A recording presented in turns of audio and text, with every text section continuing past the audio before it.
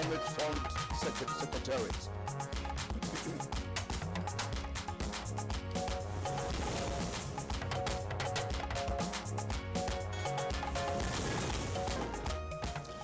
...2023 elections. Inspector General of Police tasks security personnel on best practices. Mitigating them and stabilizing the security level.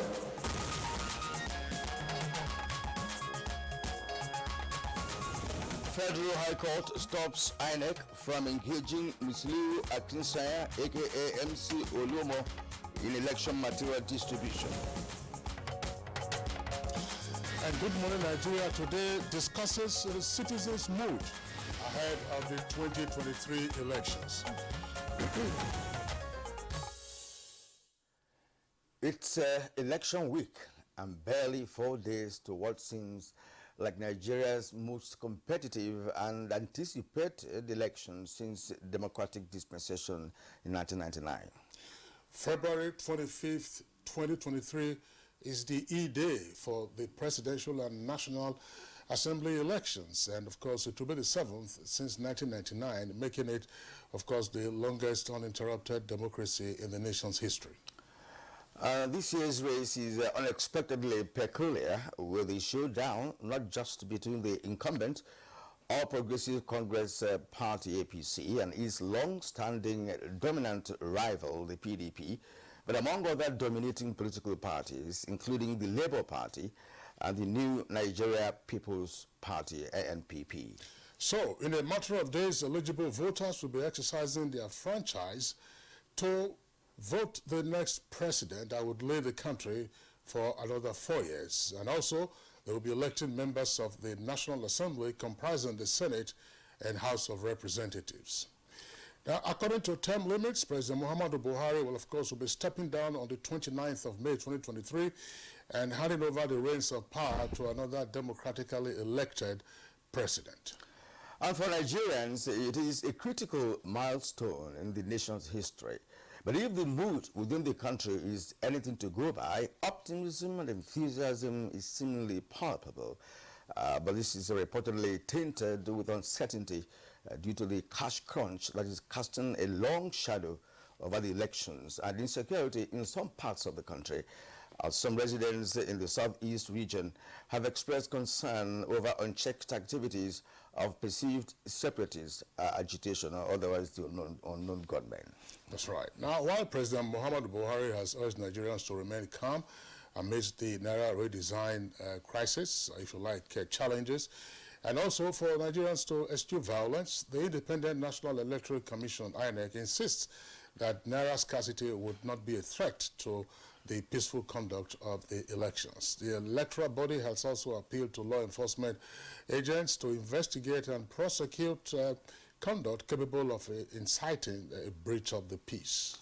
Although INEC says there are 240 polling units without registered voters spread across 28 states and the Federal Capital Territory, it affirms adequate preparation have been put in place for seamless conduct across the 176,606 polling units in the country.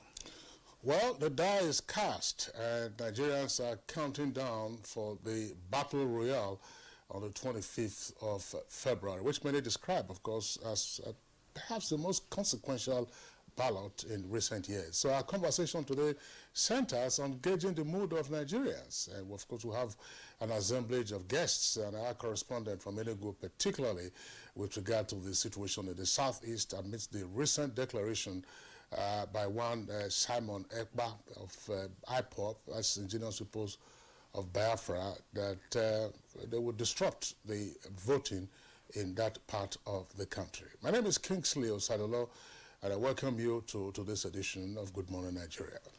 And I'm Kirin Umair. It's good to have you join us on this flagship program coming to you live only on the network service of the NTA. And as usual, we have other segments that will form part of today's package. They include newspaper review, of course, business news, and of course, if halftime, sports, and foreign. For now, Elizabeth Murray is standing by with the morning news highlights. Hello, Elizabeth. It's good to see you again. Hello, Kingsley and Kieran, thank you so much for joining us. And I'm so good. Thank you, Kieran.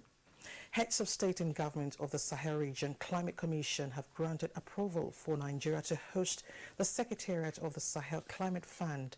This was contained in a communique issued at the end of the second conference of heads of state and government of the Commission held on the margins of the 36th AU Summit in Addis Ababa, Ethiopia. Nigeria pledges to host the Secretariat of the Sahel Climate Fund, equip and provide accommodation to the top management staff of the fund. Meanwhile, President Muhammad Buhari has promised to brief his incoming successor on the need to sustain and expand existing relations between Nigeria and the Union of Comoros Islands, describing it as very important. This was while granting audience to President Azali Assoumani of Comoros shortly before his departure from Addis Ababa, Ethiopia, where he attended the 36th session of the African Union. Comoros express appreciation for the example that Mr. President has given as a true democrat, for the leadership Mr. President has shown in the fight against corruption, and also to tell him that he would wish to be there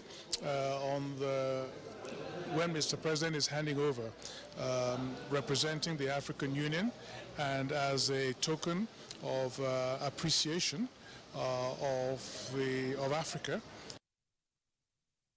And in other news, all is now set for the unveiling of other components of the PMB Scorecard series in Abuja. Information and Culture Minister Lai Mohammed stated this at the presentation of his ministry scorecard 2015 to 2023. The scorecard series designed to massively showcase the achievements of the Buhari administration and document such for posterity has 5 components. A, the scorecard presentation designed for honorable ministers and other top government officials to tell Nigerians what they have done in their various sectors. To the 2023 elections, the Independent National Electoral Commission (INEC) has released a list of 1,574,301 polling unit agents as nominated by the 18 registered political parties for the general elections.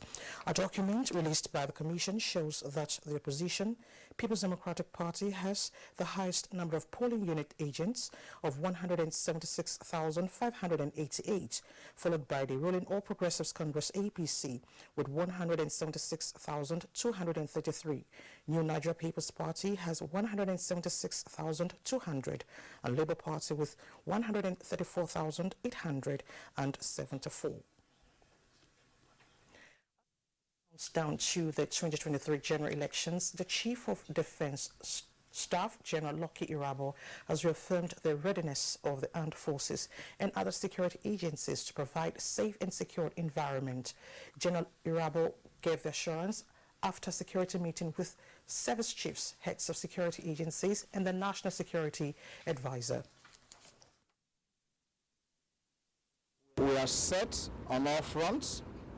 We equally got representation from the INEC chairman, who of course you have interacted with, who has also told Nigerians and the world that they are ready for this election. So by and large, we are good to go. Meanwhile, the Nigeria Police Force is enhancing the capacity of heads of operations of the force and other security agencies in a view to ensuring that officers are adequately prepared to effectively police the 2023 general elections. Officers responsible for the strategic operational deployment and active field duty officers across the country attended a one-day capacity building workshop. Identified current patterns and trends of crimes and the internal security threats, and devise pathways to mitigating them and stabilizing the security order ahead of the 2023 general elections. The Federal High Court sitting in Lagos has granted an order restraining the Independent National Electoral Commission, INEC, from engaging, using or further dealing with the chairman of the Lagos Parks and Garages, Musiliu Akinsoya, otherwise known as MC Oluomo, and his organization in distribution of election materials and ad hoc staff for the forthcoming elections in the state. Justice Chukwujekwe Aneke granted the injunction following an application filed by the Labour Party and its governorship candidate in Lagos State, Bradibo Rhodes Vivo. And that's the morning news. Good Morning Nigeria continues with Kieran and Kingsley after this break. To stay with us. The Honorable Minister of Information and Culture, Alhaji Lai Mohammed, cordially invites the public to the unveiling of a series of programs showcasing the achievements of the administration of President Muhammadu Buhari. They are the launch of a compendium of the PMB Administration Scorecard Series, unveiling of the testimonies of the beneficiaries of federal government's programs and policies, screening of a teaser of the documentary series on the achievements of the administration, and the launch of the PMB Legacy Portal. Date, Wednesday, 22nd February 2023. Venue, Banquet Hall, State House, Abuja. Time, noon. Mrs. Lydia Shehu Jafia, MNI, Permanent Secretary, Federal Ministry of Information and Culture. Announcer. Esther, you're late again. Esther? She's a wandering light in the darkness. She's beautiful. She's a superstar. Esther. She'll never let her mama down. She's beautiful. She know the fear. She know they ever got it for them. No phones at the table, please. Esther.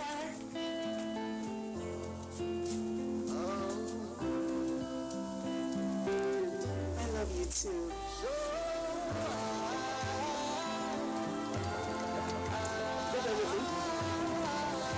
Don't forget our big phone.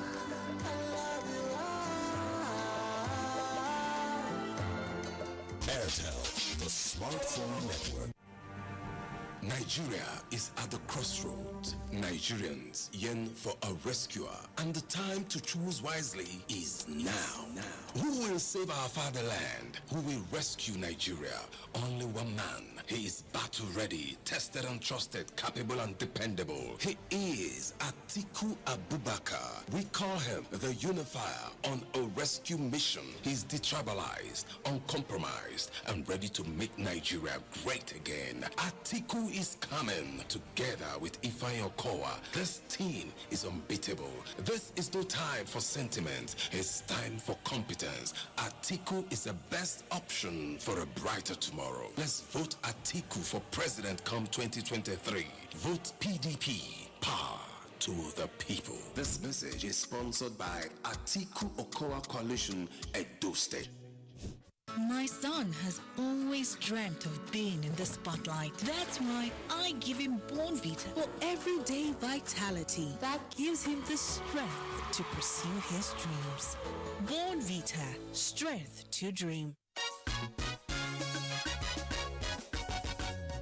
Great people of our land, at the dawn of light, did you know that while our gallant men were fighting off bandits and insurgents, we were also laying a solid foundation for the infrastructure revolution to spark the growth of our economy? Did you know that the revolution stops not with infrastructure? Now we reap harvests of progress in agriculture with more than 4 million farmers anchored to the Anchor Borrower Scheme for 23 diverse cultivations, with fertilizer revolution, rice revolution, export revolution, as we now grow what we eat and eat what we grow. Now, as we stand at this dawn of light, let us move forward with renewed hope. Let's elect Asiwaju Bola Ahmed Tinubu and Senator Kashim Shettima as President and Vice President to birth the greater Nigeria of our collective dreams. This message is brought to you by the National Working Committee of the APC. APC Progress! The security challenges we have faced as a government have been daunting, from terrorism to banditry, to kidnapping, to separatist violence, to crude oil theft, to armed robbery and sundry crimes. It's undoubtedly the greatest challenge to the peace and security of our great country since the Civil War of 1967 to 1970. It is a kind of challenge that would have overwhelmed many nations. But thanks to the purposeful leadership of President Muhammadu Buhari, we can say, I want to repeat, that the worst is over and peace and security are gradually returning to the land. This message is brought to you from the Federal Ministry of Information and Culture. To every politician, as the campaigns gain momentum and passions begin to rise, remember, the errors of your opponents do not make you a success. Do not run down your opponent and inflame passions to violence between and among your supporters. What counts is what you plan to do for the electorate and how you intend to relieve the sufferings and bring succor. Nigeria is in dire need of patriotic leaders at all levels. Leaders who will make national development their priority. Concentrate on telling the electorate what you intend to do when you get into office. Focus on making your vision clear to the electorate. Don't engage in verbal abuses, fake news or speeches. Keep dealing with issues that will bring progress. You win the hearts and minds of the people by being above board, by being civil, patriotic, and showing empathy. Let's join hands to make the 2023 elections peaceful. A message from the National Orientation Agency. Well, if you just joined us, you are on to Good Morning Nigeria, broadcast live on NTA network service. Now it's time for business. African Union, AU, raises concerns over slow implementation of Continental Free Trade Area Agreement. Let's now get Kunle Adeye for details. The 36th ordinary session of the African Union Summit in Addis Ababa, Ethiopia, had more than 30 presidents and prime ministers in attendance. Issues affecting social and economic development of the continent were analyzed. The assemblage of the heads of states and governments in the continent also reviewed the current situation of implementation of the African Continental Free Trade Agreement launched in 2020. It was tagged the biggest deal in the world in terms of population. 54 out of 55 African countries have keyed into the agreement. But tariff reduction and border closure occasioned by COVID-19 have been major hurdles to its implementation. Consequently, the Chinese government has granted $296,000 to support activities of the Office of the Chairperson of the African Union. With business news, I'm Kunle Adeye. All right, thank you very much, Kunle, for the business package. Up next for us is newspaper review.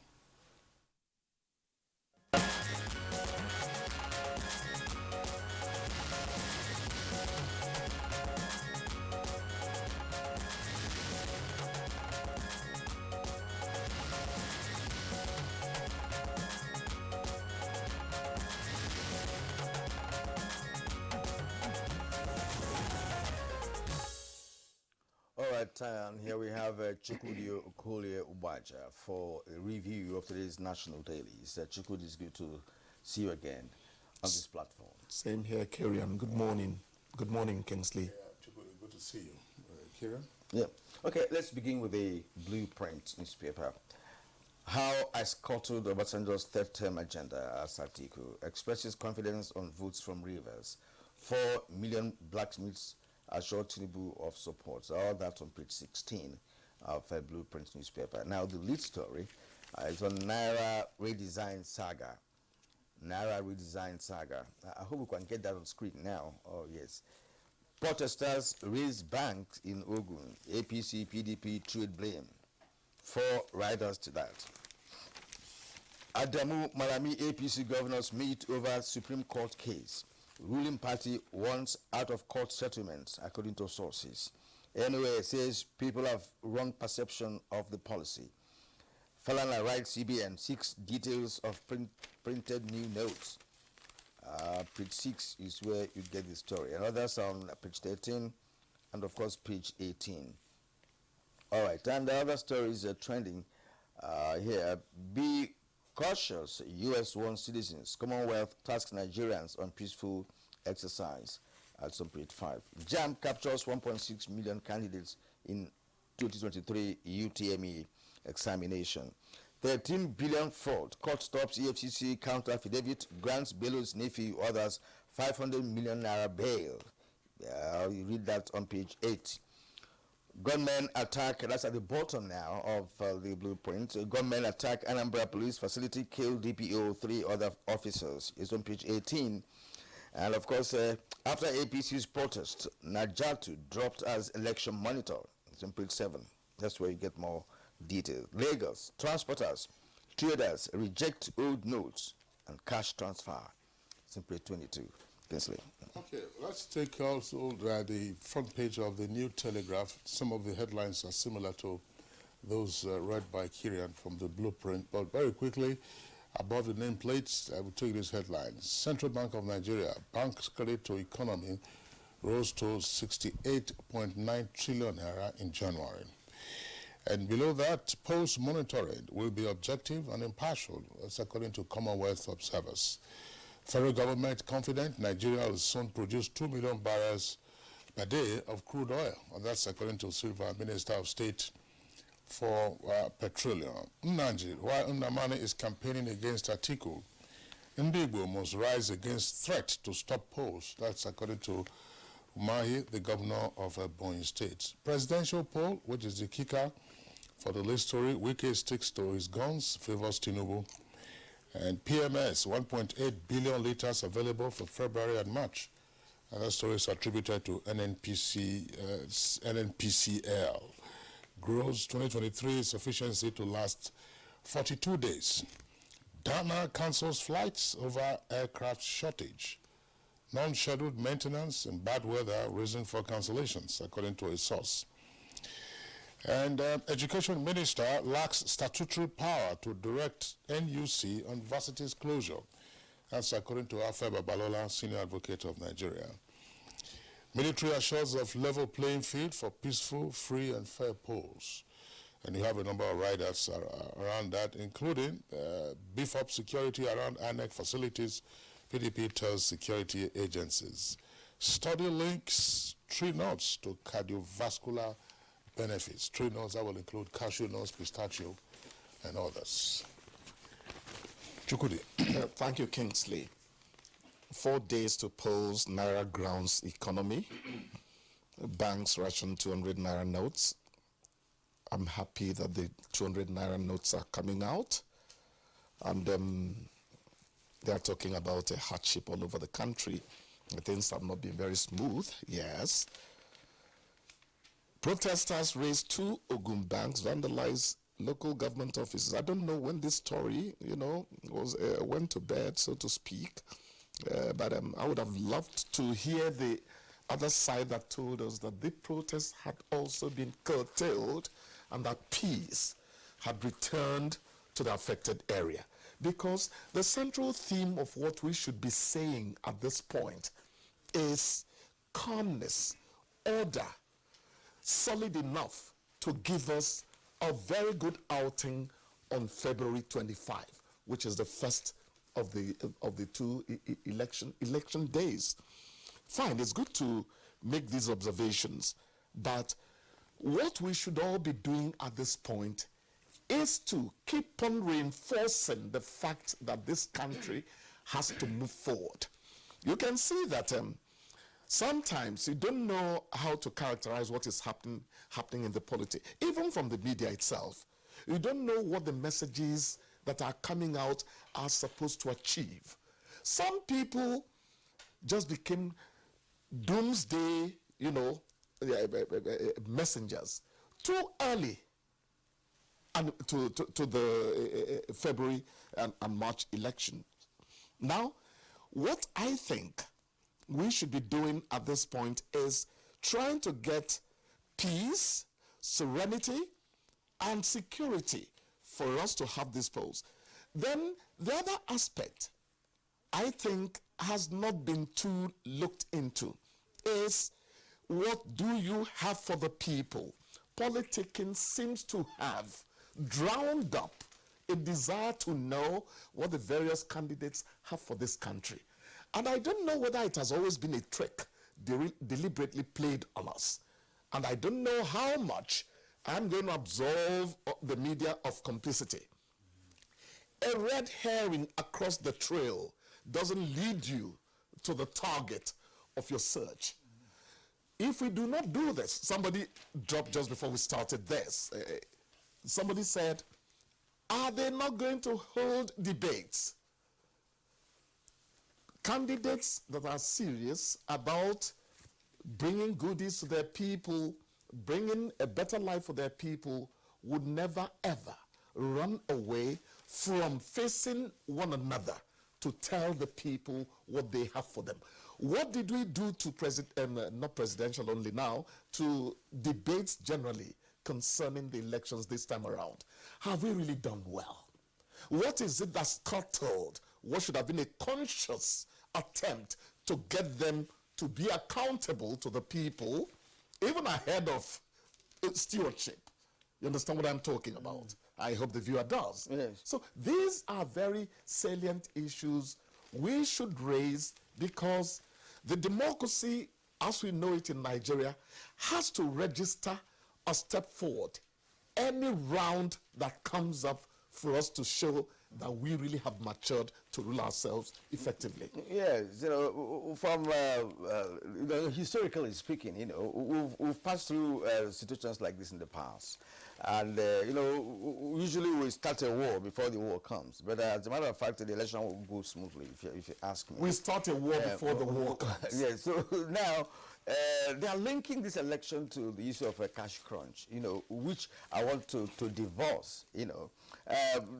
There is no reason to link the election with the cash crunch. And of course, one of the targets of the president, that precipitated the idea of this currency redesign, is to ensure that money politics is reduced to the barest minimum, if not totally eradicated. That's one of the reasons he pointed that out. He made it clear. He made it clear. I've been issued, right, from October last year. He said, look, he has given October to January 31st for this, which is about 4 months, right, to be able to do this, people to exchange money, and nobody did it. Now, at the nick of time, because election is coming nearer, now he says, okay, of course the deadline is has been crossed in the first place, and people are still saying we should remain, which means there is an ulterior motive. There are people who have stashed money somewhere, who are afraid to go to central bank to exchange this money, and who are now saying that the cash crunch is going to affect the election. It does not affect the election, by my understanding. The loudest complaints are, interestingly, coming from very strange quarters. That tells you that there is more to it than meets the eye or the ear, so to speak. So at the end of the day, what I want to plead for, again, is peace and order. This why is keeping quiet on this? I don't want to sound like a broken record, because my views on this matter, I believe, are very well known, and I've expressed those views each time we've you were robust yesterday about it to talk about this same issue. Is there a crisis in the country on account of the cash crunch? I don't think so. I mean, Chukwudi, you made a point that it looks like we're having merchandising of perspectives on this matter. If certain persons probably have been recruited to constantly put out the story of crisis and conflict arising from the Naira crunch, the cash crunch, as they say. People are already getting used to the fact that you have other platforms for transactions and not necessarily hard cash. I've been to the market here in the Federal Capital Territory. We've discussed our experiences in terms of transactions. And people rely. Let's say you say, look, you have POS. Yes, use your POS. You transfer. Use transfer. The only quarrel I have, I see that in recent times, maybe because we've talked about the Bankers Committee has come out to issue statements about the safety of their workers and what they need to do. The bank CEOs have been mute. Look, the challenge right now has to do with the efficiency of the e-platforms. So you make a transaction or you want to use your mobile app for a transfer, you have difficulty having that transaction go smoothly. And sometimes you have to wait several hours or in the small hours of the day to make that transaction when the traffic is less. Sure. And I ask myself, okay, in the 3 months or so that we have had this period, the Central Bank of Nigeria made it very clear that part of the Naira change is to ensure easier transition to a cashless economy. Cashless will mean that you have many more platforms. Those platforms include ATM, USSD code, internet banking, QR code payments, POS, e-Naira, and mobile apps. What investments have the banks made in their IT infrastructure? The fact that you're having a surge of many more customers trying to use your platforms, it means that your IT infrastructure is inadequate. So what investments have you made? What new recruitments have you made of personnel? Because I hear the banks have been losing their staff. Some of these young persons who are casual staff. Some of them, I wouldn't know whether they're casual. Some of them are relocating abroad, and they are not replacing them. These same banks that are causing headache for their customers, you will see the humongous profits and obscene profits they will be declaring half year and hundreds of billions of naira. Why can't you invest in IT infrastructure? How long does it take? Why don't you also recruit personnel? And by the way, I think that the Honorable Minister of Communications and Digital Economy should weigh into this. I recall when he was appointed, we had him on Good Morning Nigeria. Don't forget he was previously DG of NIDA, which is Technology Development Agency.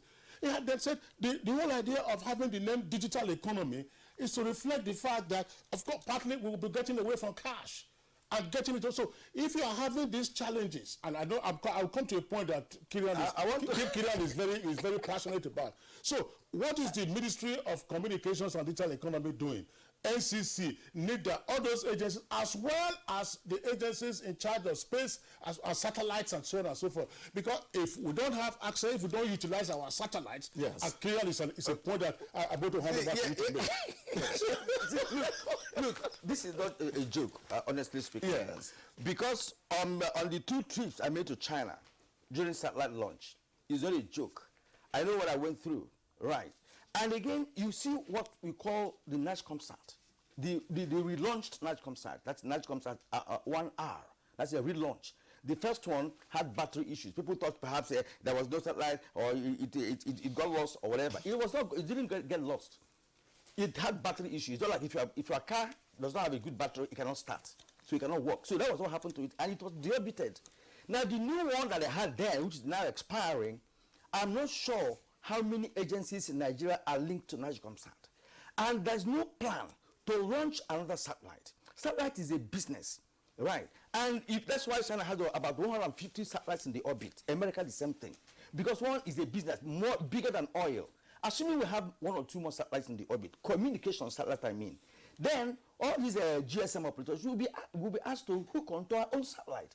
Now they are using Intersat, CanadaSat, NiSat, and all of that. And these are satellites that don't have footing on Africa. So they're paying huge dollars to be able to have internet in Nigeria. So if you don't have indigenized satellite system, we're going to keep having this problem of, it's not indigenized. Patronage. Oh, exactly. Patronage. But patronage has to be preceded by viability and certainty of service. No, that is there. Look, the major complaint, Kirian, let me remind you, because that's his area. The major complaint, they always say that, you had only one satellite in orbit, and that there was no redundancy. That if the satellite fails, then you have a crash in your system and so on and so forth. But what is there has not failed. And if you subscribe to that satellite, it means that NACOMSAT that is responsible for it will have more funding to relaunch another satellite. All of these gateway challenges that we have, what are the banks doing? All declaring hundreds of billions of naira every year. Exactly. And this is to what I just said.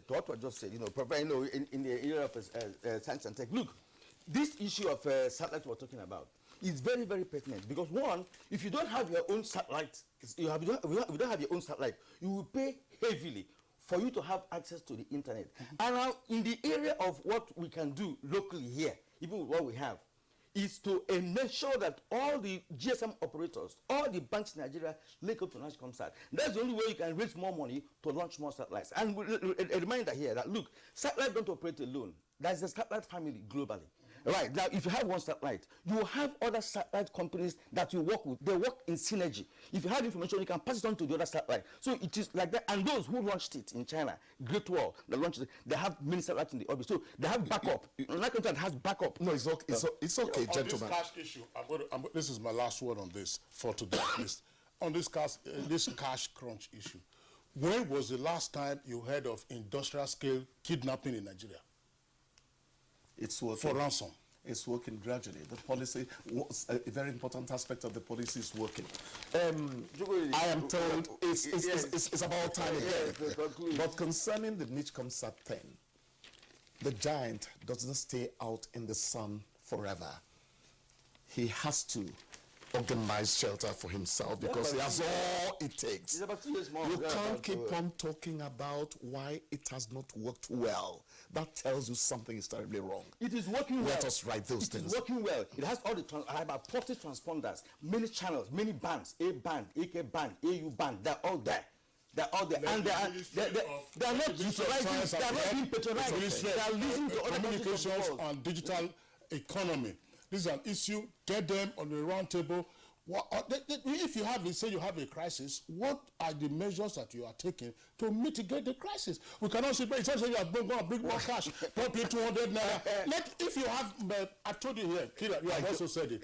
Look, we make transactions 800 naira, send it to the person's account, and it goes. And then, but the more challenging it is that sometimes you want to make a transfer, you don't have the access almost immediately, but to say that the Nigerian economy is in crisis When I saw economy grounded, I just left that. Let's conclude this segment now. It's okay. Thank you. It's a robust one, and it's speaking the reality, the way you see it in the society. Yes. And Chukwudi, thank you. We'll see you again tomorrow. This is Good Morning Nigeria, and we are glad you are still with us up to this moment. We'll take a short break now. When we come back, we shall be focusing our attention on the mood of Nigerians with respect to the upcoming elections. Do stay with us. Haruna, Bisi, Akman, Unduka, how will I want to do on election day? On election day, I go take my PVC. When I retire, they vote to. I broom, I go put my hand for Tinubu. On election day, I go take my PVC. When I retire, they vote to.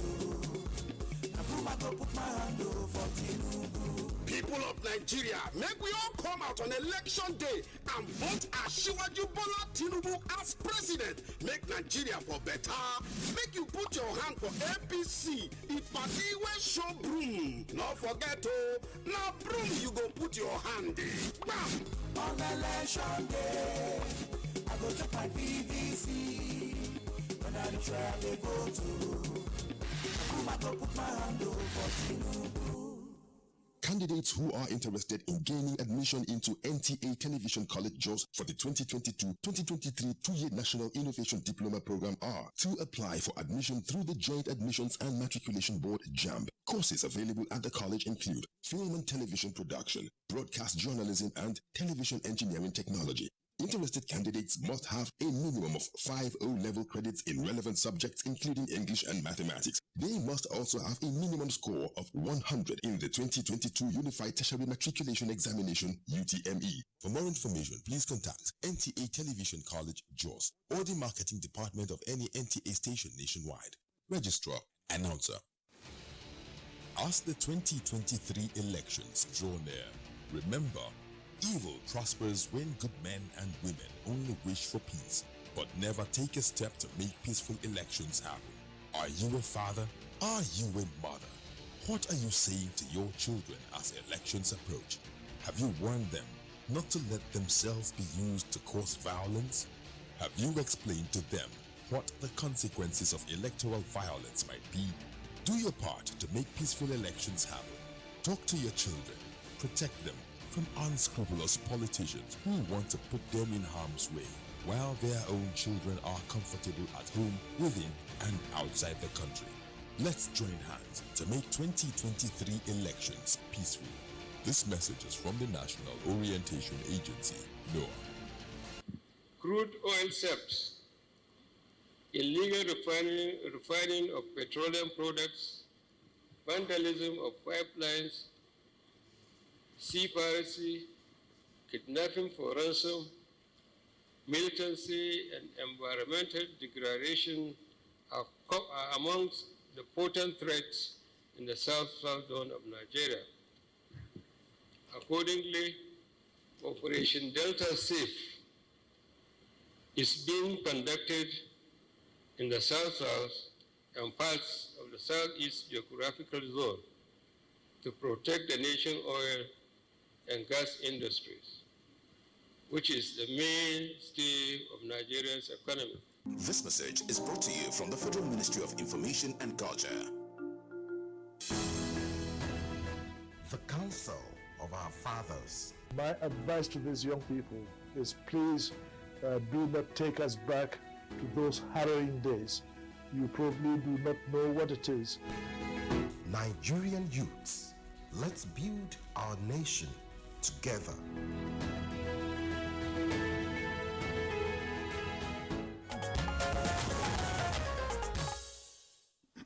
All right, this is Good Morning Nigeria, and we're glad to have you. And with about 4 days to the presidential election, eligible voters are gearing up for historic milestone. Let's now get the mood of citizens ahead of the presidential poll on Saturday, as compiled by Joseph Oseng. As I'm going to have my PVC, my people, in fact, my area, I'm the vice chairman of our area village meeting of society for my area. So they have been asking me, how are we going to do? Is there any vehicle that will go once go and do our voting or something? I said, no. The time government we used to vote, I think 7 o'clock, I mean 7:30, we go for accreditation, isn't it? So we don't want the situation that when we go there by 7 o'clock, 7:30, the people have not come. The INEC official, they have not come. So if there is perfectly on the exact time they are going to give us, for us to be there, we conduct ourselves and go and vote. As you see me, particularly, I'm very, very much interested to go and cast my vote. Yeah, I'm prepared to vote. But I don't know how it's going to be. You know, on and on, Nigerians are very angry due to the money policy that is going on. I myself are very angry. But I just hope it's going to be fine. I just want to go and vote so that everything will be okay for Nigeria. In this election, everybody is ready to vote.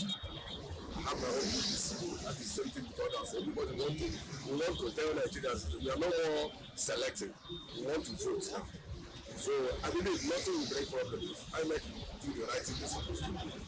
We are the ones that are the futures of this nation. So if we kill ourselves over this thing, at the end, we will achieve nothing. So the only way we can achieve a peaceful election is when we comport ourselves.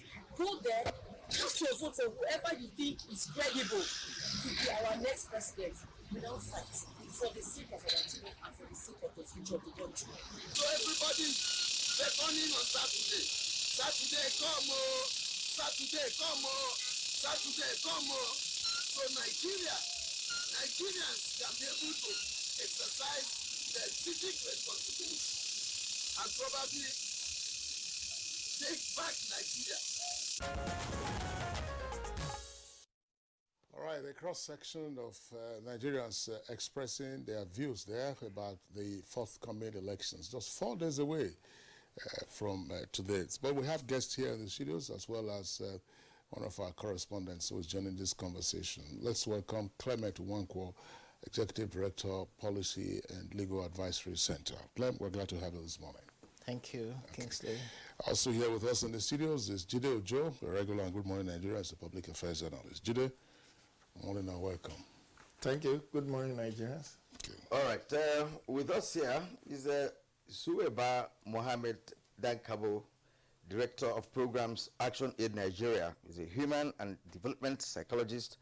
He's also founder and chair, Board of Trustees, Institute for Learning and Sustainable Development. It's good to have you, madam. Thank you. Good morning, Nigeria. Yeah. And from Enugu is our political correspondent, Chinenye Nwoye. Chinenye, good morning, and how is Enugu today? Good morning, Karian. Enugu is fine, thank you. All right, but Chinenye, let's begin the conversation with you. Of course, Nigerians know that Enugu was the regional capital for many years of the Southeast. And in general, the stories out of the Southeast have not been particularly heartwarming. We're talking about the so-called unknown gunmen, assaults on law enforcement agencies resulting in fatalities and all that. What is the mood like in the Southeast at the moment? Is there enthusiasm about the Saturday elections on the 25th of February, or is there apprehension?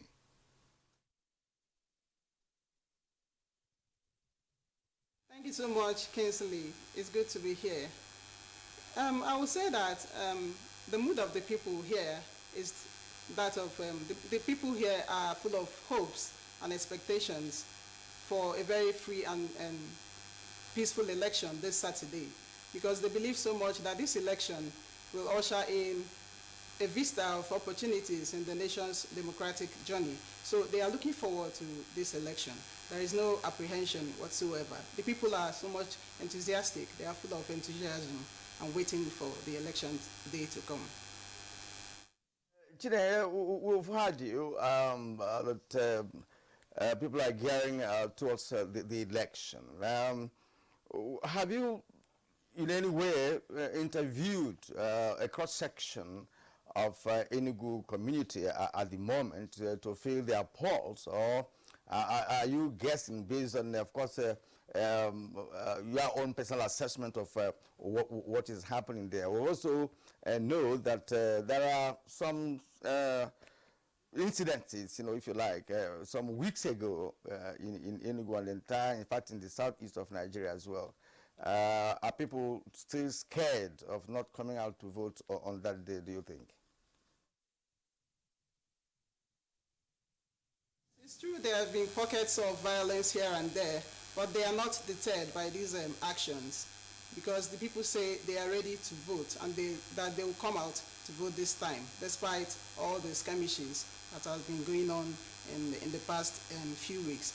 And with the assurance that the security agencies have given, the police boss recently said about more than 300,000 of its personnel will be deployed nationwide for this particular election. So I believe the people are hopeful and they are looking forward to this election. They are not deterred in any way.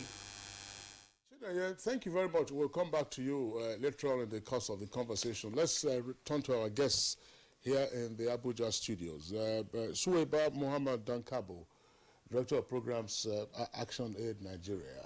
From your perspective, what is the nation's mood just 96 hours away? Thank you very much. Good morning once again. The mood currently, we say, is that of hope. There's a great anxiety. People are ready to, take a clue from the last voters exercise, where people goes around to verify their votes and be sure that their registration is still intact. Because of the crowd and the level of enthusiasm, we'll say that people are really coming out, even though there's a little bit of tension in the minds of people recently, in line with the current policy of currency redesign. That is a little bit, but I can still say that people are still ready with all kind of readiness. Everybody is anxious to make sure that they have their vote, the cards are ready with them, and then they are given that opportunity to. Nobody wants to be disenfranchised around, and then especially with the new technology, people are looking forward to see, okay, what is it that would be different this time around? We have done a lot of training for voters and observers, and that assurance that is going to be different this time around. The rigging that people have experienced before will not longer be there. So that enthusiasm to say, okay, what would be different? What is the nature of voting? And you can see the rising increase in interest in the social media looking forward. We have seen less involvement of people in kind of hate speech. It's not like before. And even though within the political parties we are seeing some people still engaging in that, but that is like with the parties themselves. But people are really looking more towards the polls than the individual people in the party. So for me, I can see really that people are really anxious this time around. They are ready to come and cast their votes and then elect the people of their own interest. Yes, what I take from what you said is the assurances that there will be a difference this time around. Sure. And from INEC's record, we have millions of new voters registering this time around to be part of the system because of basically the beavers, the technology that has been introduced into the system. Now let's get Mr. Clement Nwanko's view in all of this. I mean, how prepared are Nigerians in your own perspective? Well, I hope Nigerians are really prepared. I have observed elections for several years, and this is the first time in Nigeria that I'm seeing the voter feeling really very upbeat, and the politicians seeming to be begging the voters. Previously, you would see some reluctance, some doubt about the electoral process, but I think the expectation is really very high from what I see, and I see voters looking for their voters cards, keeping it at one corner, and preparing that come Saturday they are going to all turn out and vote. So I think that the mood this time is different. I think that people feel that their votes will count. Luckily, we have the new Electoral Act. We have INEC's assurances about the BVAS system. And everyone really is looking forward to Saturday, and I would say outright that it's important that we all look forward to it. The country has suffered in the hands of politicians. I think it's an important opportunity for us Nigerians to come out this time and see that our votes count. Certainly there are challenges at the present time, challenges of availability of fuel, which could hamper some bit of movement, challenges with access to money, cash, but I think all in all, everyone feels challenged by it, and that's perhaps even a greater motivation for people to say, look, we are tired of all of this, and we really have to say to the politicians, we can decide who rules us. Thank you very much. Jidojo, what sense do you get ahead of voting? Do you feel Nigerians believe that this is decision time, and in spite of lingering challenges, they are upbeat about the polls? Like my colleague on the set have said, I think more than ever before, this time around, Nigerians are they are in for a shock.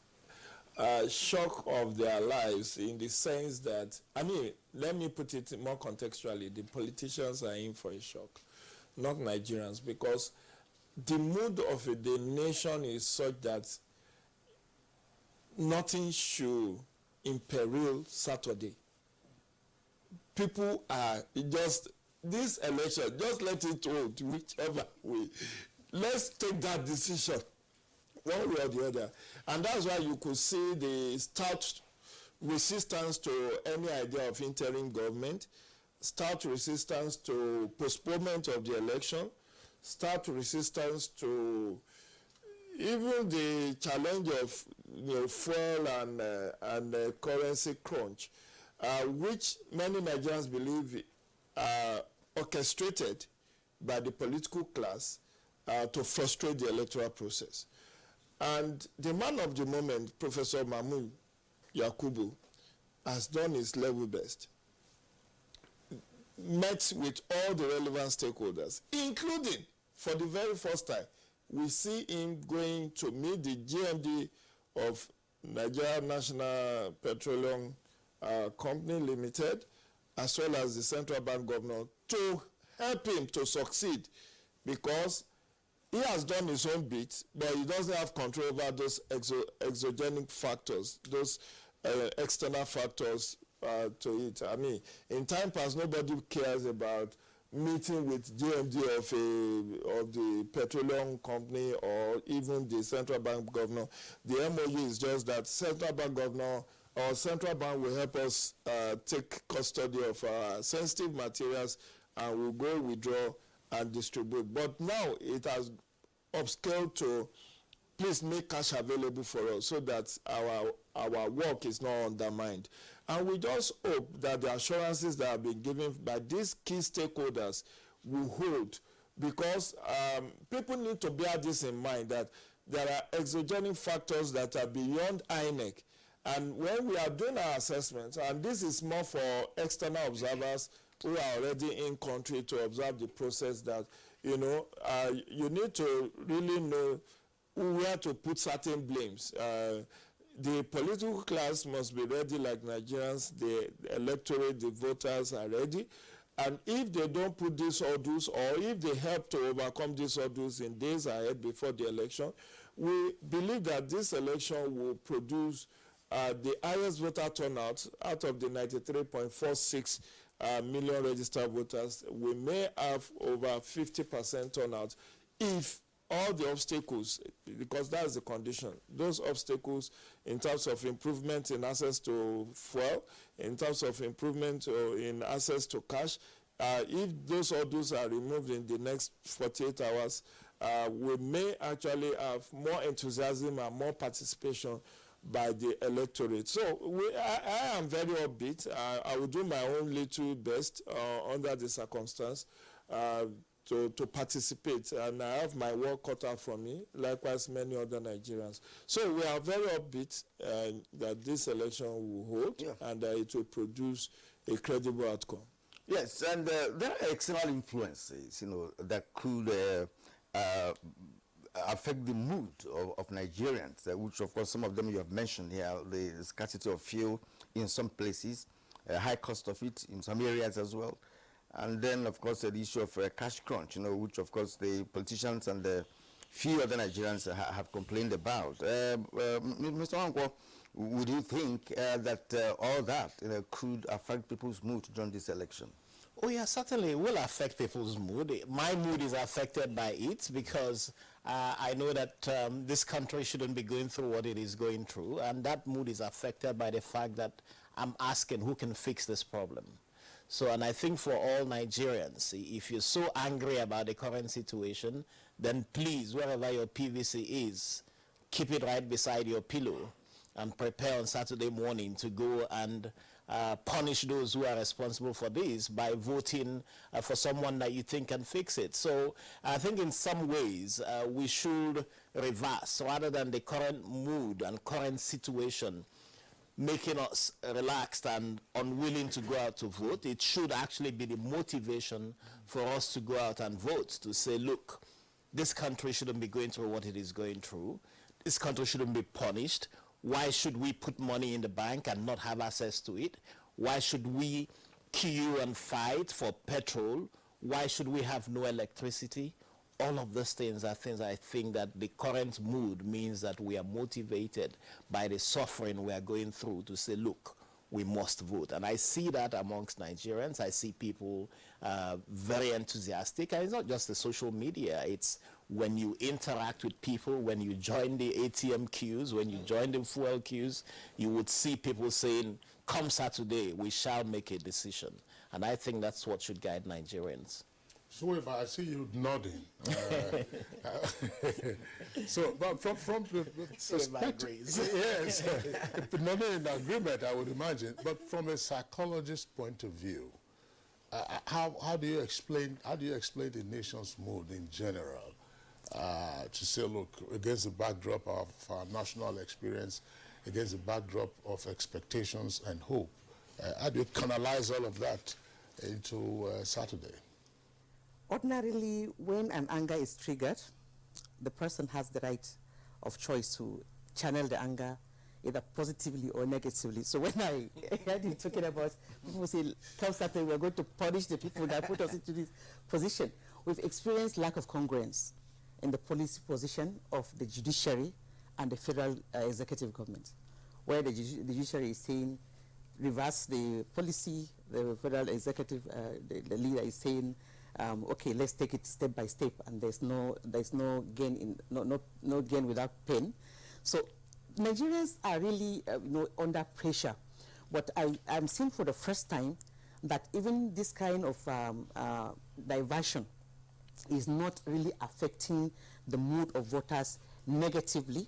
Rather, it's pulling and pushing us more towards the polls. Okay, let me channel it positively and make Nigeria better. And you are saying that I was in a state where someone went to the market, somebody who is disabled, and with the little money they have, they went to the market. That was the beginning of when the policy was first passed, and then came in to a meeting and say, I can't stay in this meeting. Look at my position. I went to the market. I cannot buy anything. Nobody is accepting this currency, as little as it is. So these are people who are already, in a particular situation, and then now this one is added to it. And so when there's tension like this, the most important thing to do, instead of allowing it to brew, because in the last few days we have seen pockets of protests in some places, in some hotspots. Okay, instead of government taking it more seriously to say, okay, let us look at the strategy of the policy, that is the implementation of the policy. Who is affected? I think that analysis was not done at the beginning properly to know that. I'm sorry to interject. Is it necessarily an issue of immediate cause or a combination of remote and immediate causes? Well, I'm saying it because the cash crunch is an immediate, if you may, an immediate trigger for disaffection in some quarters. But are there other factors that may have energized persons? Because, back up a bit, at the time of the CVR, Continuous Voter Registration Exercise, we didn't have the issue of cash crunch. So, but people trooped out to say, look, we're going to get our PVC. So the question, therefore, would be, were those circumstances that motivated millions of new eligible voters to get registered, and then to also complain when they didn't immediately get their PVCs, and so on and so forth? Are those factors still relevant 4 days to the elections? They are, because, for instance, even this policy is not yesterday, is not promulgated yesterday. It was there for a long time, but only the implementation took long for it to hit the shock therapy towards the polls. But now the people have been following elections, this particular policy. This 2023 election is particular interest, because with the choice of the kind of the strategy that the parties have adopted, gave people, divided people into 3 or 4 categories of those who all say which kind of Muslim ticket, Christian, whatever, Muslim ticket, whatever. This gave a forum for a particular debate, which has raising interest in certain quarters. Then came the issue of the shift, party politics shift, who goes on the position this time around and who takes the position later. Then people have been following that, but I think Nigerians have also taken and make those decisions in view of the services that they are getting. Whether a government that is the government in position have given the people what they want, and so they either want to retain it or they want to change it. So that has also triggered a kind of decision in the minds of people, and that optimism to say, or positivity rather, not optimism, say, okay, this time around, it positively, I must go out. We have to have either a change or a continuity. So that decision is there in the minds of people, and these factors that I mentioned have contributed to the debate, which has been a long time, and the people have really, there's a great shift to a particular section. You see a particular group of people saying, okay, this is what we are going to do. Religious people, the religious groups have entered into it, the ethnicity, and everybody's now taking a turn to come out and express themselves, whether we want it this way or the other. Well explained, there's enthusiasm, optimism, and what have you. And, Mr. Wankwo will be leaving us in a short while, so let me return to him. All right. Of course, INEC has demonstrated the capability of beavers technology that they have just introduced into the system. And of course, the mock election that they did clearly showed that the beavers is very effective. But of course, it's a technology, and of course, you cannot be 100% sure what will happen on the D-Day, because some may fail to function efficiently. And of course, INEC said they have made provisions for such situations. And I'm getting to what could be Nigerians' attitude at the polling stations, assuming there are issues arising from the failure of the beavers. Someone could not vote, yet you have PPBVC and properly registered and what have you. How would you think Nigerians will conduct themselves, on that day? This one is purely attitudinal, based on enthusiasm. And when you get to that point and you are disappointed, how should they react if such a thing occurs? INEC has given assurances. We in civil society are holding INEC to those assurances, while the work that we do is aimed at supporting INEC to deliver on its promises. We also know that there will be challenges, and we don't expect an excellent election. But we do know that there are standards which we are holding INEC to, and those standards include the expectation that INEC has trained its staff. You're going to be deploying to 176,000 plus polling units.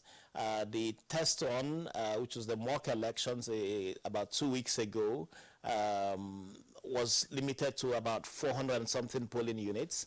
The use of beavers in Osun State had its issues. The hope we have is that INEC has done its training of its staff. Those trainings, I think, were going on in the last couple of days. I know in some states it was even disrupted.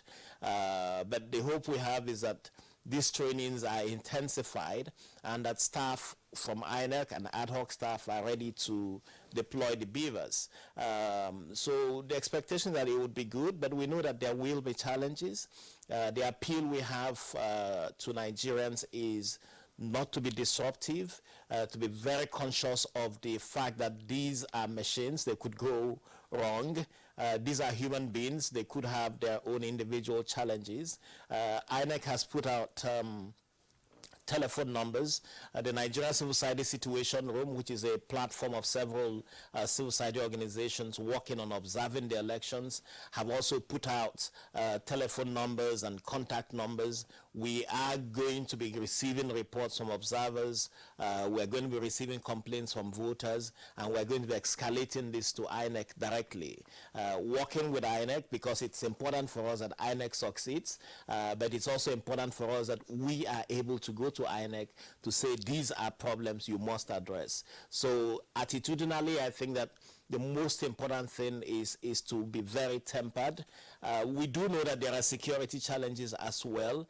We even worry, particularly in some states in the southeast, that some of the security challenges may in fact be orchestrated by some state governors who want to diminish voter turnout. And I know that from 2019, when we did have a similar situation in Lagos State, where there was attempt by some states to suppress turnout of voters. I think the most important thing is for voters to refuse to be provoked to violence and to take and follow all of the channels that are important to seek redress.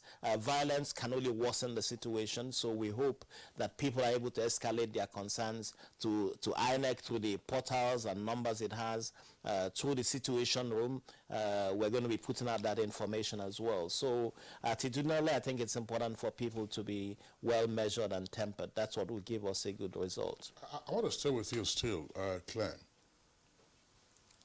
Versus previous elections, what makes the 2023 elections unique? The first is the expectation. The second is what we've talked about, and you talked a bit about whether this is sudden. No, it's not sudden. I think that 2015 was unique. The outcome was clear. It was the first time you were having an opposition party succeed an incumbent. An incumbent was defeated. And so for all of us who were in situation room, in observing the elections, everyone said, oh, Nigeria's democracy has matured.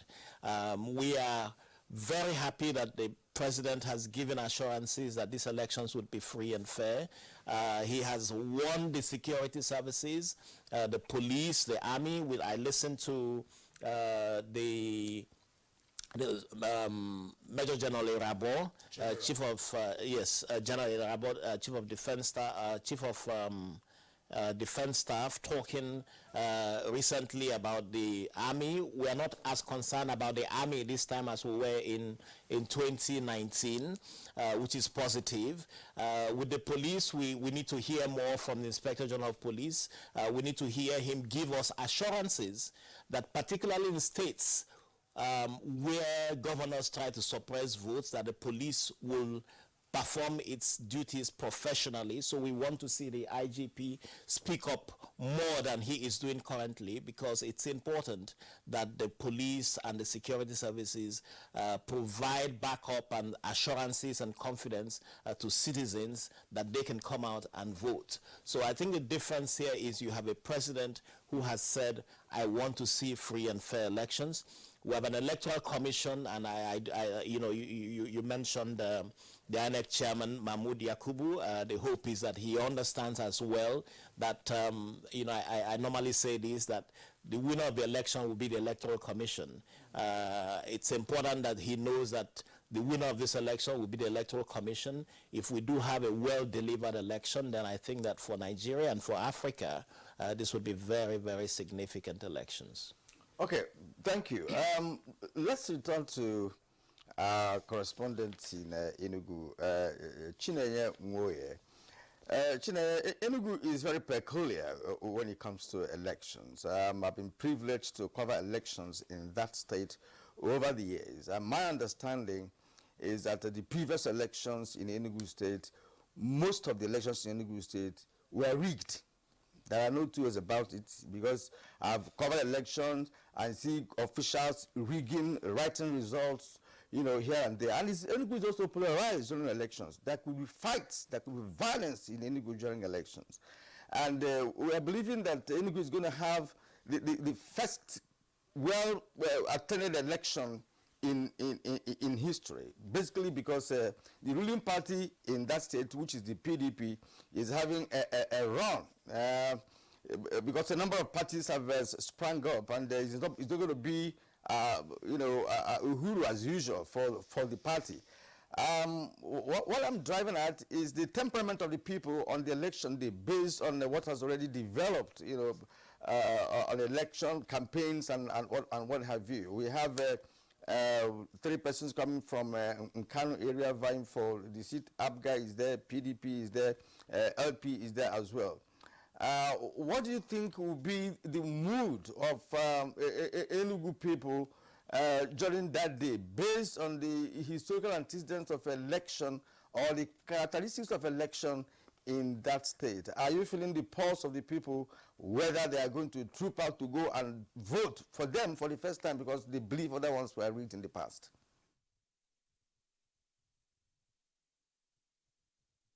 Thank you so much, Kirian. Well, I do not know about the elections that were rigged or not, but what I know is that various electoral reforms have already removed apathy from the system. So people are becoming more politically aware. So right from the stage of the continuous voter registration to that of the collection of the permanent voters card, you could see eligible voters troop out in mass.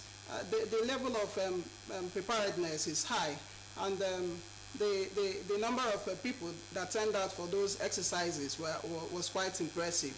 So I think they are upbeat about this election, and they are looking forward to exercise their franchise this Saturday. Thank you very much. There's another leg of a question that Kirian asked, which you haven't responded to, but we'll come back to you later to respond to that, because there have been stories about likely power shift, likely allegiance shift, and concerns also about the potential of manipulation in the election. We'll come back to you later on in the course of the conversation. But just before we let Clem Nwankwo leave, Clem, I want to ask you this question.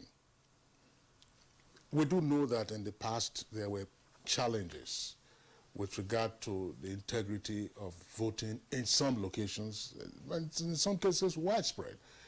It's a bit remote now, but in 2007, President Umaru Musa Yar'Adua, who won that election, admitted that the elections that brought him into office were flawed.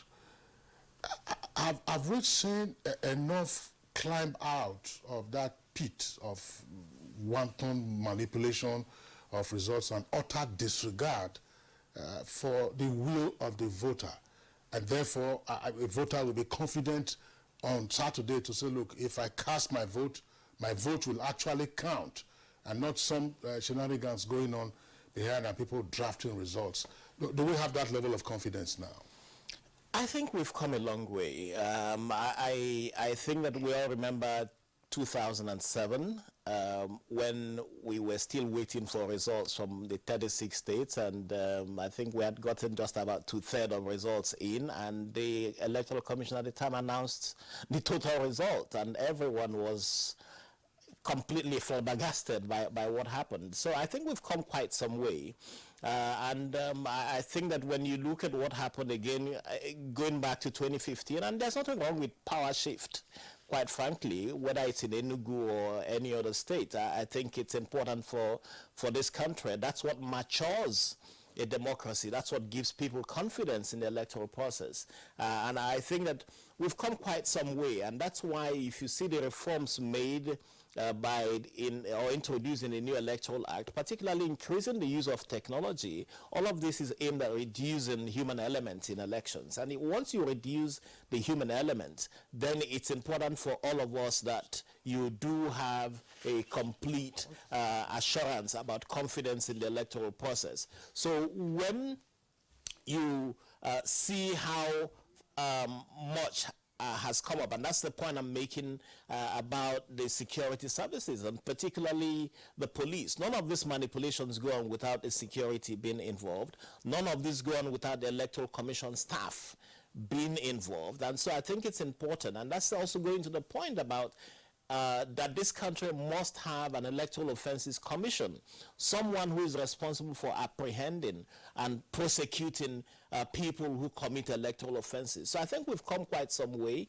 Hopefully 2023 gives us better assurance. And I would want to say to Nigerians, don't be afraid about changing your mind about political parties. Don't be worried about, power shift. If that's what has to happen, that's what has to happen. So I think the demand we have of the Electoral Commission, the demand we have, and that's the point I'm making, the Inspector General of Police needs to come out, speak publicly to people about neutrality of the police, particularly in states where governors have pocketed the security services. And, if you go to the southeast, you can see a lot of that playing out. If you go to Imo State, that's a major concern.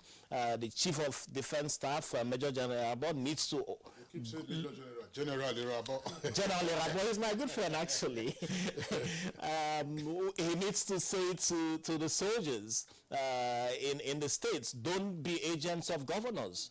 Because that's really what the problem is. Some governors are very destructive. They have not delivered to people, and that's why a whole lot of them are so wild about this currency change, because they really have amassed incredible money. They've not delivered on development. They are using those monies to try to buy votes. I say to Nigerians, if that money comes to you, take it. Nobody's going to go with you into the polling units to see how you vote. Vote as you will, because it's important for us to stop. Is it the old currency they should take? Please don't take the old one, please, because the old one is not, it's still in contention, and nobody should listen to anyone who comes and says, take it because we shall have you spend it. Because I have seen videos of state governors putting old notes. These are all at this time contentions in customized envelopes. These at this time are not legal tenders. So please don't take what is not valid. Okay, we thank you there. We also hear, Chrisley, that some persons are also sharing a fake new currency made in China. I read that one. Of course, I'm not sure it's true, but they're saying that they have devised a means of sharing Nigerians new currency that is fake. All right, so that's it. Yeah, but what we will say is really just don't take money. Exactly. Please just really go out and vote. That's what will change the country. Yesterday on the program, I did say, look, whatever amount any person is giving to you, first divide that amount by 4, which is 4 years. Divide it again further by 12, which is 12 months that will make a year. Divide it by 48. Is that what you are worth? Well, on that note, we'd like to thank Clement Wankwo, Executive Director of Policy and Legal Advisory Center, for being here this morning. Advocacy Center for being here this morning. All right. We'll see you again next time. Right? Thank you. Okay. You're still watching Good Morning Nigeria only on the network service or the NTA. We'll take a short break now.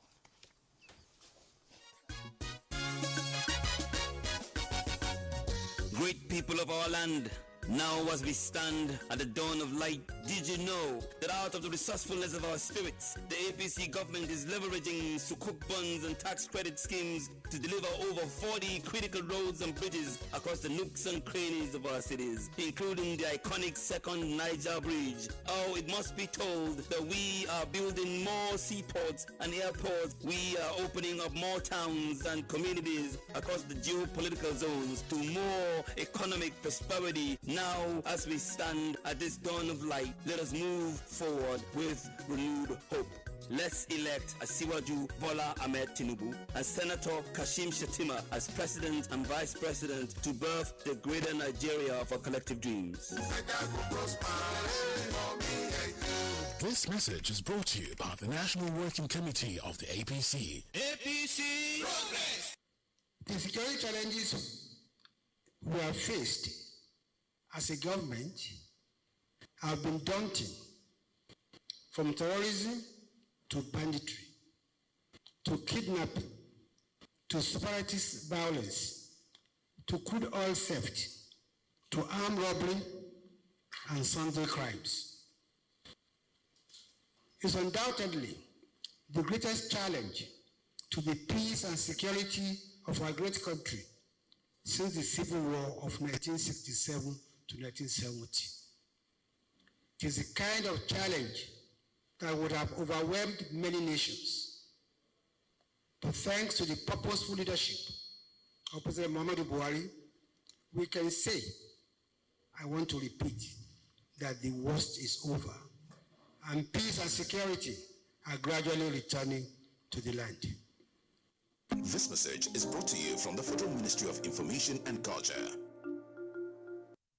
What we face mostly now are flashes of cowardly attacks from the rump of groups that have been routed in one location or the other, moving to another to give the false impression that they are still strong.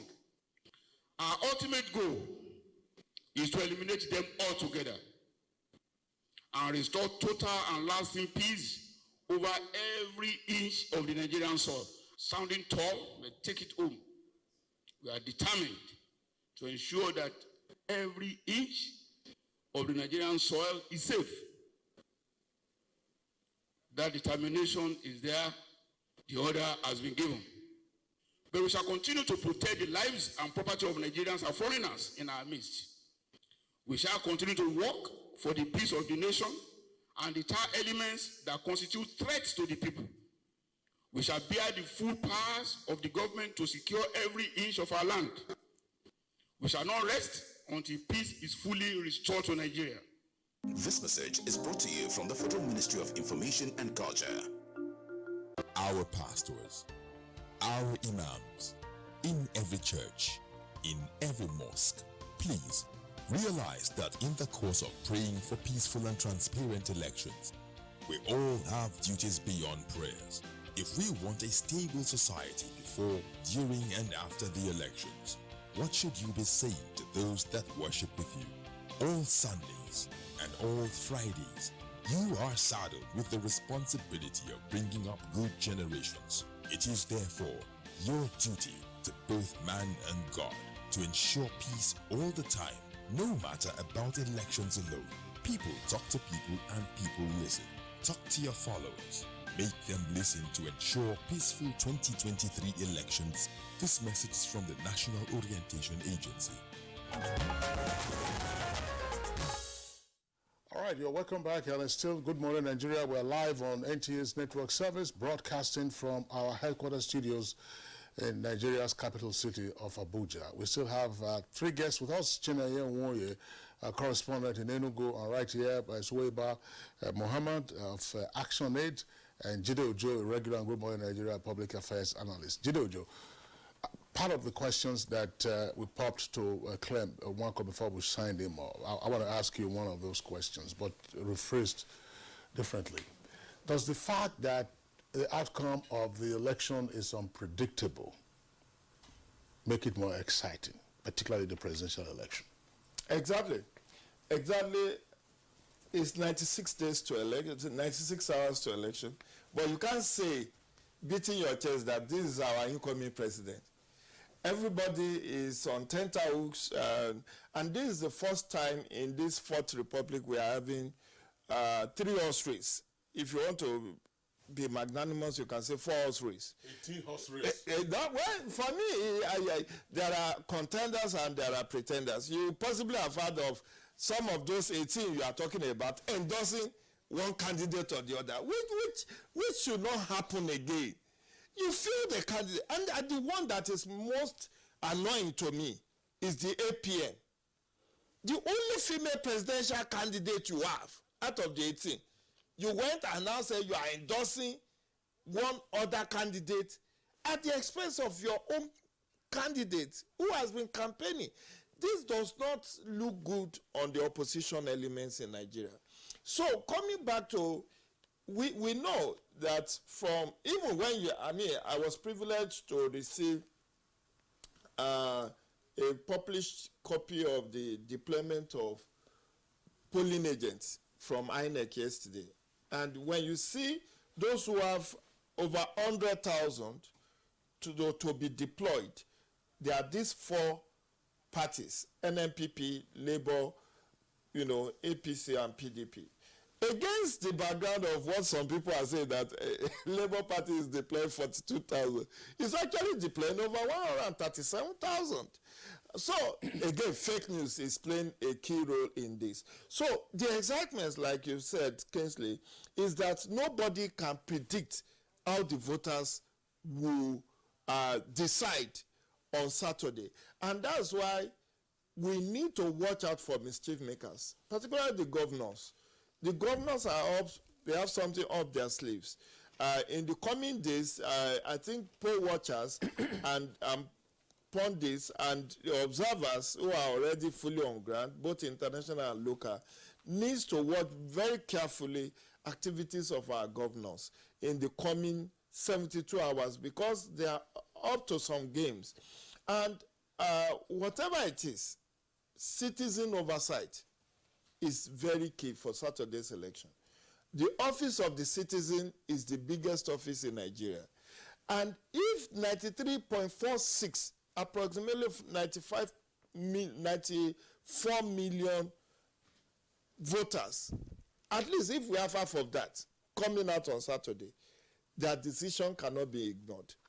The only worry I have, beyond the electorate and beyond INEC, is the judiciary. Because whatever is decided on Saturday is not presumed to be final. What we have seen our political gladiators do is to approach the court, whether for serious or frivolous petition, believing that they can use technicalities to get what they could not get at the polling unit.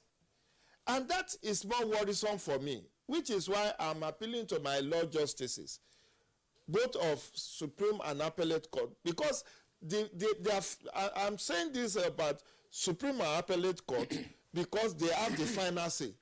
In fact, it's not the tribunal. Most decision of the tribunal will be challenged. Whether they take the right or the wrong decision, politicians have learned to go on appeal. And for some positions, Senate, House of Reps, State House of Assembly, the terminal is the Court of Appeal. The governorship and presidential, the terminal is Supreme Court. And we have seen how the judiciary, in some instances, not in all of the instances, have dampened the morale of average voter, who are now believing that, is it even worth this whole while?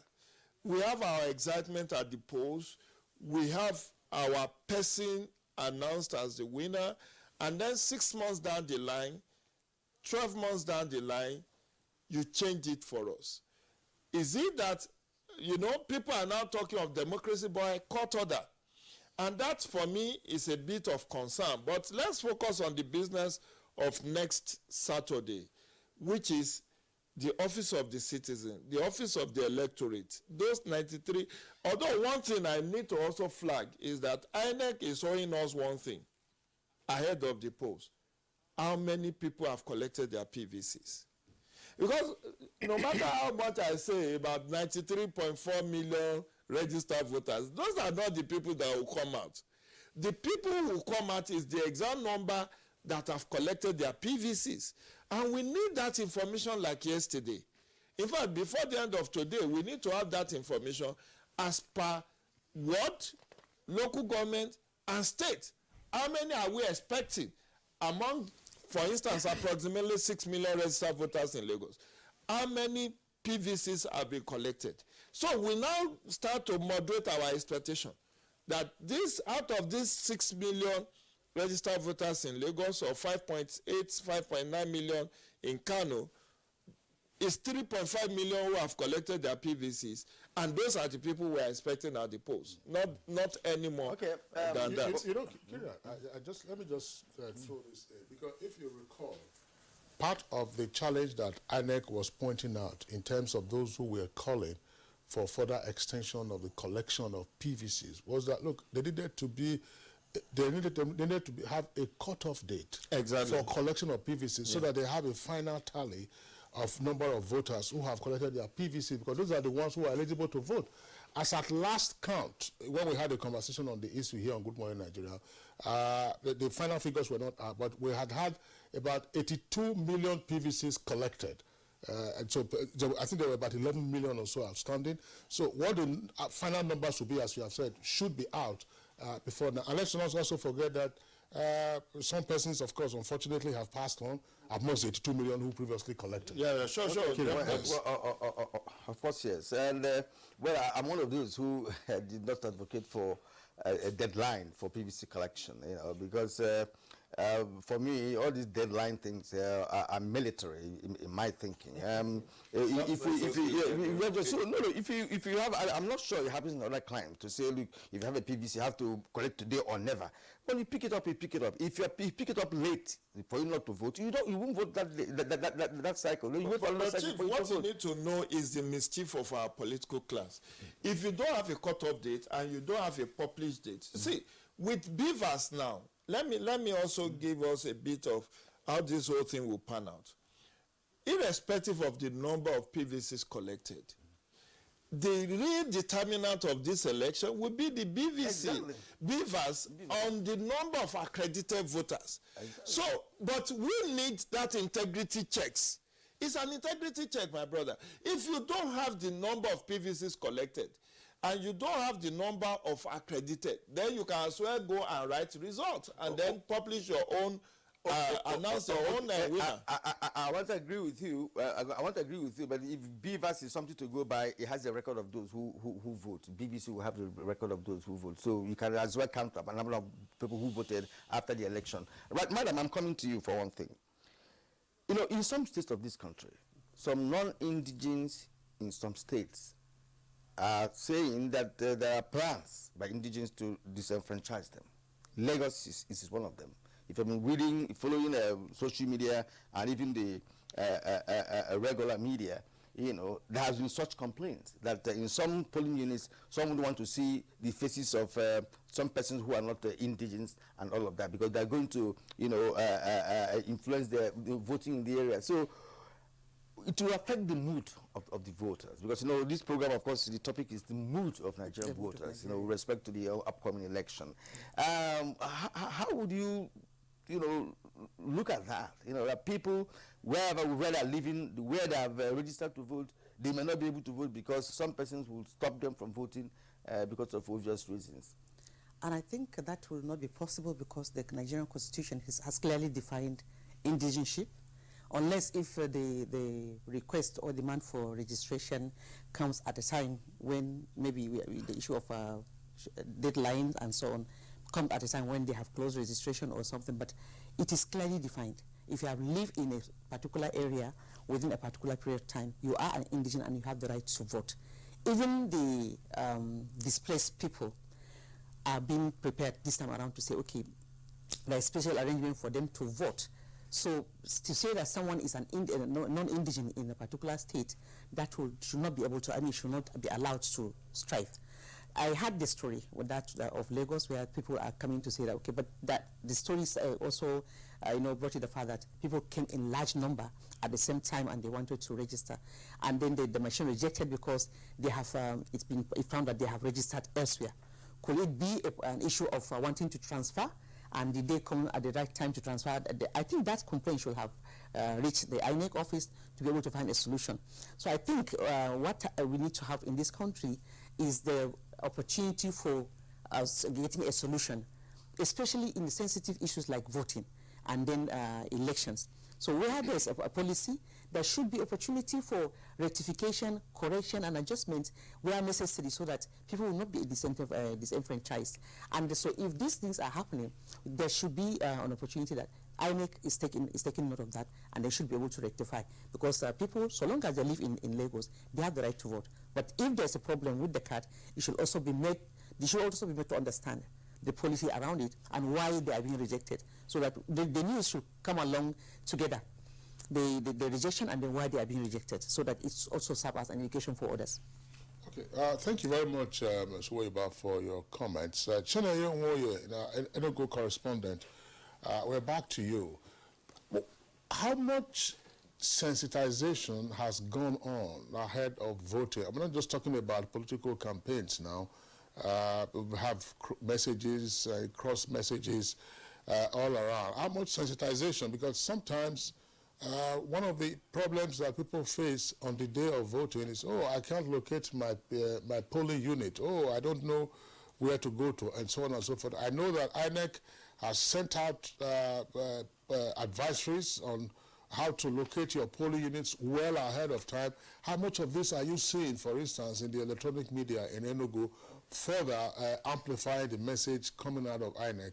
And if you have seen those messages from conversations with persons, are the messages sinking in?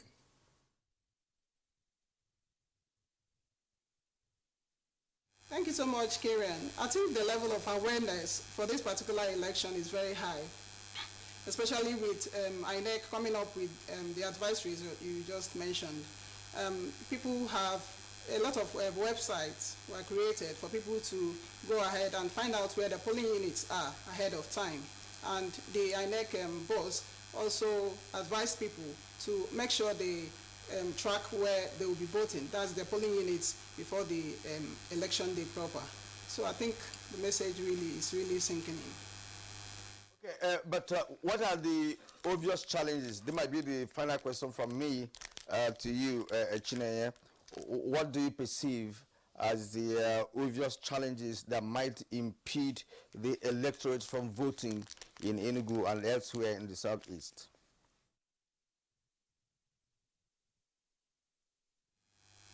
The thing that would have been a challenge was this issue of a cash crunch. That's the scarcity of the new Naira notes and that of fuel situation, whereby people would have said maybe they would not have money to transport themselves to their polling units. Well, it's all thanks to the President Muhammadu Buhari, who last week Thursday came up with a national broadcast giving approval for the circulation of the old 200 Naira notes.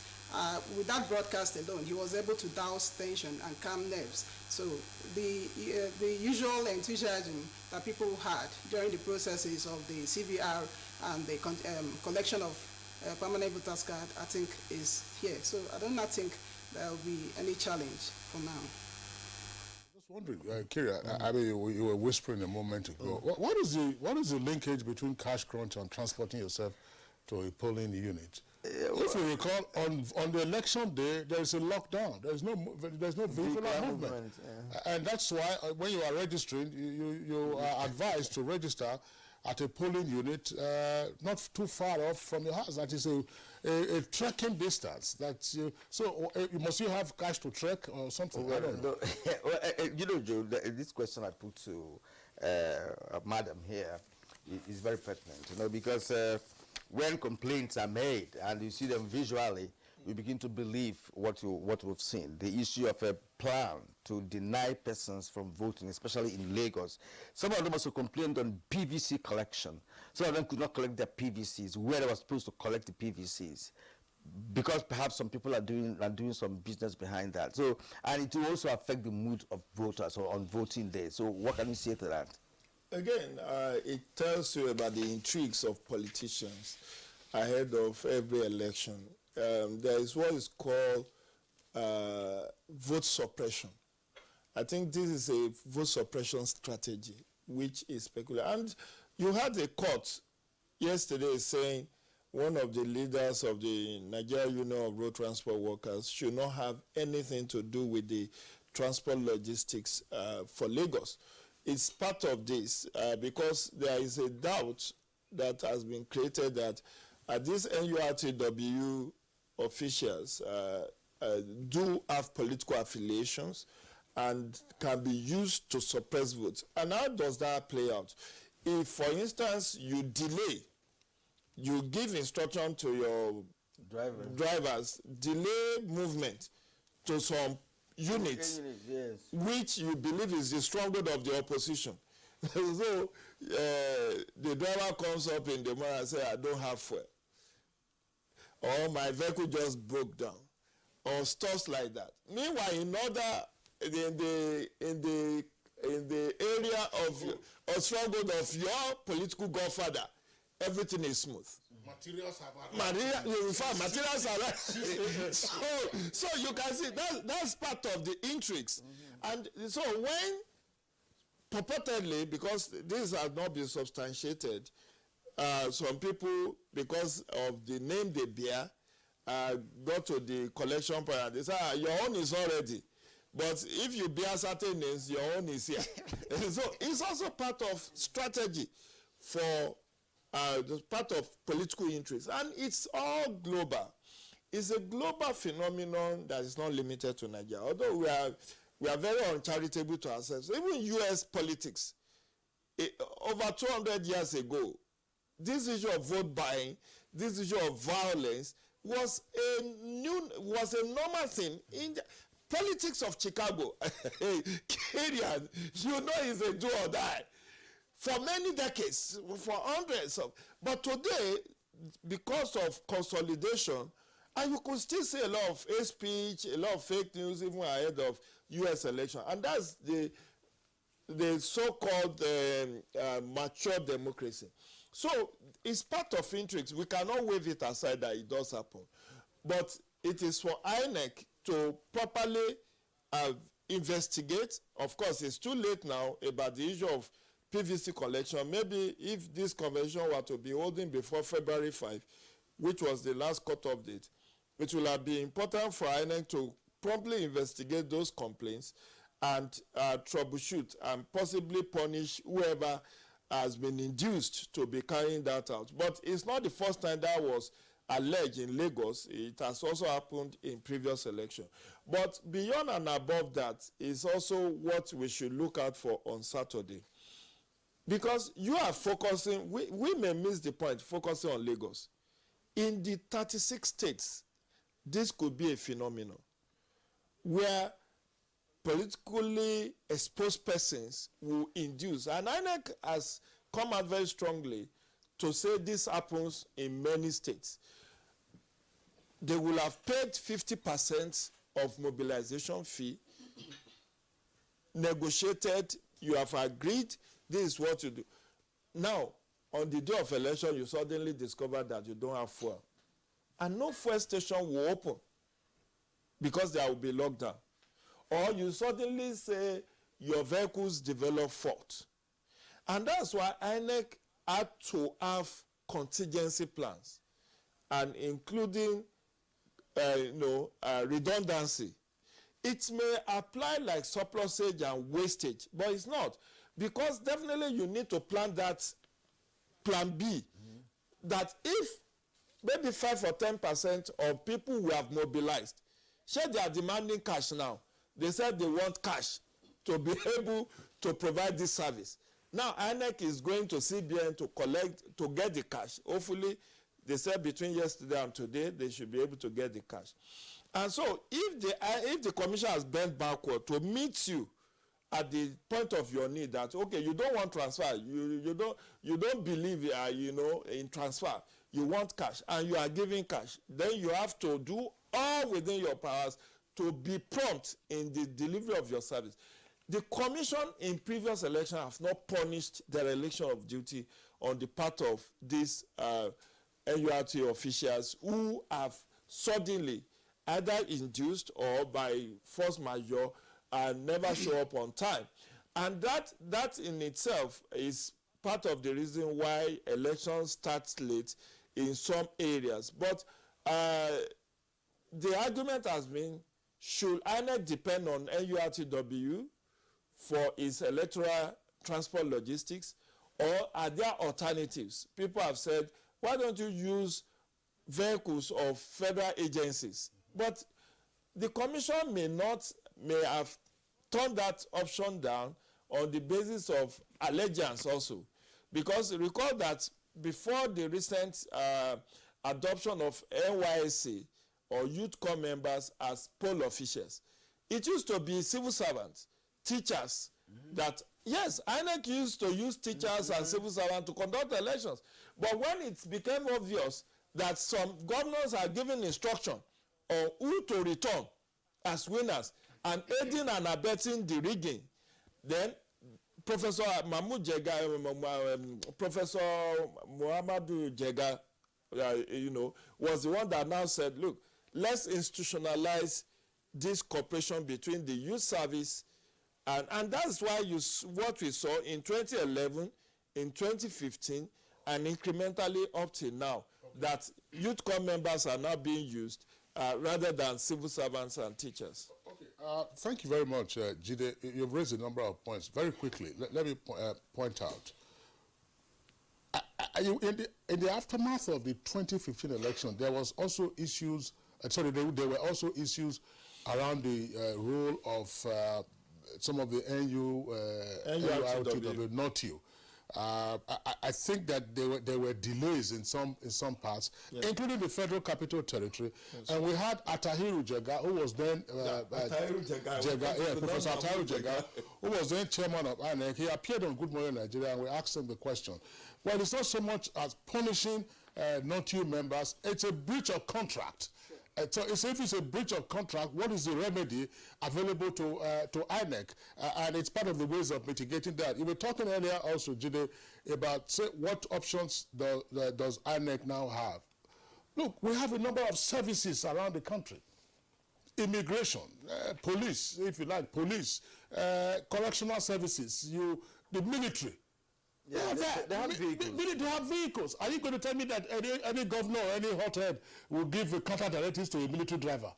You know the way they are. And it's not as if you carry the vehicle and you will use it for the whole day and so on and so forth.